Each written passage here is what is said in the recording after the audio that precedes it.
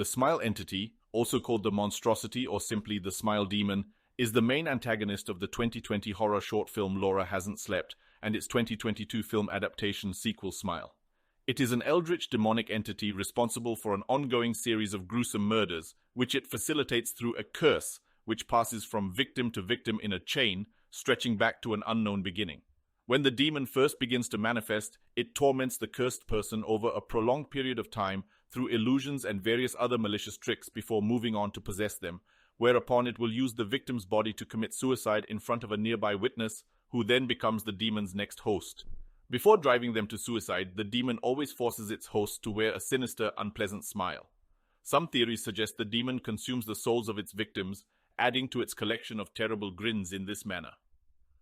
The demon can alter a person's perceptions to mislead them into thinking they've managed to beat it, before resuming the haunting as before. As such, the only way to be rid of this entity is to pass on the curse which carries it on to another person. Appearance.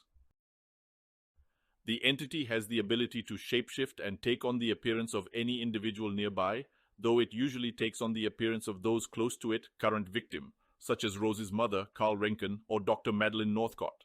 The demon's actual form is much more horrifying, to the point where simply looking at it for a prolonged period will drive a person insane.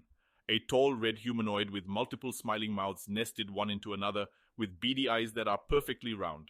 Its arms are lanky and thin, as are its legs, with long curled fingers upon hands that resemble those of a half-flayed corpse. Personality.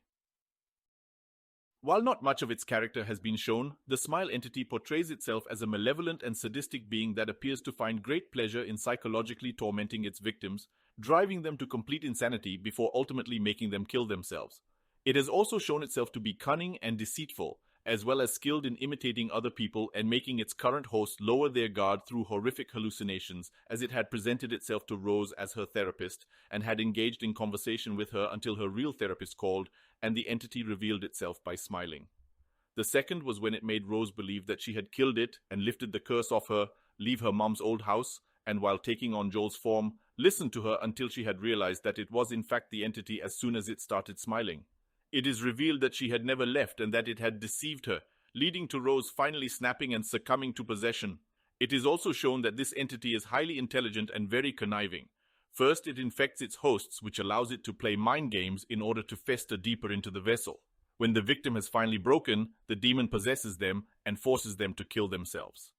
Powers and abilities. Shape-shifting. The demon can freely shapeshift into anyone that its victim knows closely at will, as is shown when it appears disguised as Laura, Stephanie, Holly, Rose's deceased mother, Rose's therapist, and Joel, maintaining the facade until it revealed its true appearance to Rose.